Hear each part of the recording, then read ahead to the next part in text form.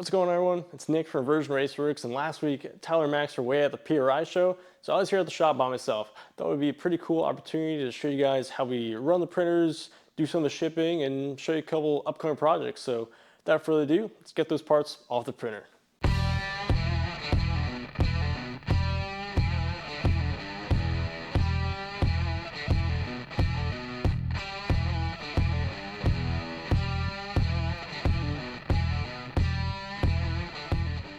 So we just took yesterday's prints off the printers. Time to look at the orders for today. We're gonna put them into Cura, slice up the files, then we get to put them onto an SD card and head them back onto the printers, get them going again. So here we are, we're in Cura. I already sliced this up. These are gonna be two radios for a GMT 400. It's the 95 to 02 radio brackets. We're doing two at a time. And you might be able to see here, it's 21 hours on this print, so they do take quite a while. All we gotta do is just click save to our removable SD card. There you eject. Now, simply take this out, head over to the printer. Now, process is super easy. Pop this in, find our file. Here we go. Click print. So this one's been going for just a couple minutes. It's the first one I set up. Same product, so it's got two of those radio mounts going, so you can already see the outline coming along nicely. Now it's time to get the last two printers running. Then we could check out the parts that we just pulled off the printers. They still got some support material on them, so we gotta clean that up. Head over to our ship station, box them up, and they're ready to ship out. One other thing that I wanted to cover that I didn't get to originally is when we take the parts off the printer, something that we have to do is actually remove support material. So you can see here on this GMT 400 radio mount, hopefully it picks it up on camera, there's like this lattice structure. So all that's the support material. You can see here, this is one of the completed ones. There's this overhang. And when the part's printing, it actually prints like this. So it requires some kind of material there to support it. Otherwise, this overhang just wouldn't be possible. So what we end up having to do is we take a tool like this, these clippers, we get in here and simply just kind of take our time and clip each section off. They're usually pretty easy to take off, but sometimes they're a little harder than others. I'm not the best at it. Max back here is much better than I am, but we get the job done, and that's how we go from a part straight off the printer to something that we can ship out to you guys. One thing that's really cool about working over here in the ship station is that you get to send stuff all over the world. This C5 radio kit right here is going all the way to Finland, so let's make sure we pack this up pretty good. Of course, we got our radio with instructions, metric harness adapter. This customer opted for an antenna harness adapter as well. And of course, our bracket. That goes all in there. Time to put a little bit more bubble wrap, a little more pack material. There we got our packing slip. Of course, got to leave a nice little note. Toss in a couple stickers, business card, and it's good to go. So done with all the shipping for today, sent all the packages out, but there's one thing I had to do when I was sending out the printers that I think you guys might find pretty interesting. Let's check it out. So when I was getting those printers ready before, there was two printers actually that I had to put new filament in. And if you don't know, the filament comes in spools like this, right? You got your filament on that spool like that. This one still has a little bit, but you can kind of see not enough to really do anything. So obviously you got to change it, you got to put some more in. But when we get the filament sent to us, they come in packages like this, which is great. You know, it kind of keeps the air out, the moisture out. And that's really important. Any of these filaments, they absorb moisture. And when they absorb moisture, you can imagine when you go through that extruder, it's a hot extruder, if there's any moisture in there, that will immediately boil off, and it ends up messing up your final print. So I'll show you what we do to combat that.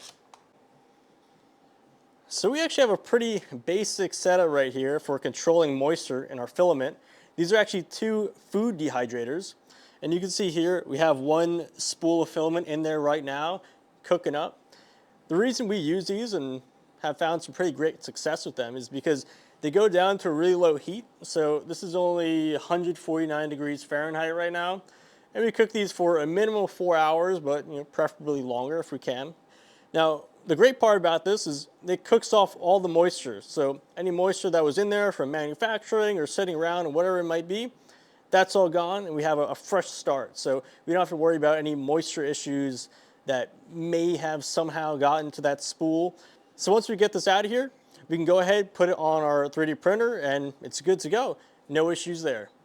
So if you've been following us for any amount of time, you already know I'm not the engineer, I'm just the marketing guy. And since the engineers are out of town, I thought it'd be a pretty cool opportunity to show you guys a couple of the upcoming projects.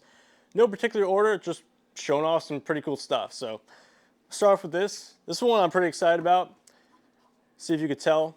Probably not. It looks pretty generic, but it's actually the dash for a, I believe, 89 to 05 Miata. So it actually covers 2 generations, which is pretty cool. So do all your basic configurations in there, and we're pretty much done with this. We just need to test fit it in the car, and should be good to go. Along with that, we got something else for the Miata. We got the air vent for the original NB Miata. The original Miata.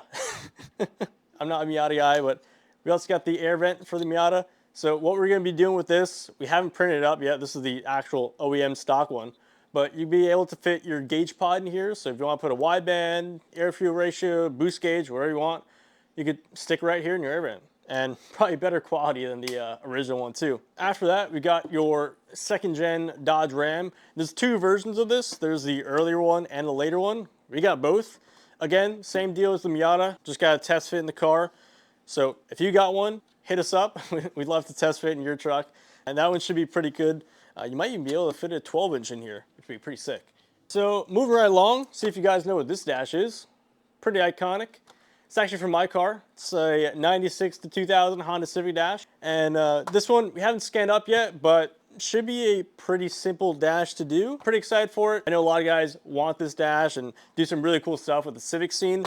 So I'm excited for this one, probably more than the other guys. That's another cool one. Keeping with the theme, if you guys knew the other one, you might know this one. We got the earlier Honda Civic. That's the, say, 92 to 95, I believe. Again, I think this is going to be another really great dash and pretty good amount of room. So we'll see what the guys come up with, see what they can fit in here. Maybe UC10? I don't know. Keeping with the Japanese theme, I know. We do a lot of domestic stuff, but I'm trying to bring some of that JDM stuff in here. Got the WRX dash. I'm sure a lot of guys know this one already. This one should be pretty cool. I know there's a lot of guys running Haltech stuff, dual tech stuff in the WRX, so watch out for that one.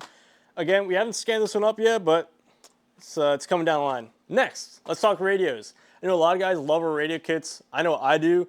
I got one in my Firebird. It's awesome. I love it. So, of course, we got another radio coming out in the pipeline. It's going to be our earlier S10 radio, and I believe this also fits a couple of the G bodies of a similar era.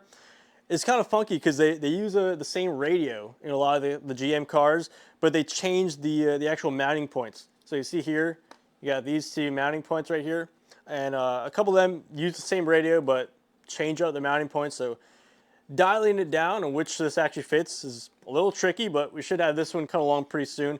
I believe that's early 90s, late 80s S10s, and again, it might fit the G bodies as well. Just gotta double check that, but more radios coming. If you've been following us on social media, you should already know this one's coming. 84 to 89 Corvette C4 dash. Yeah, this one's coming. So that kind of wraps it up here for today. I just want to show you a little bit behind the scenes of what goes on here at Version, from the printing to shipping and some of the future projects.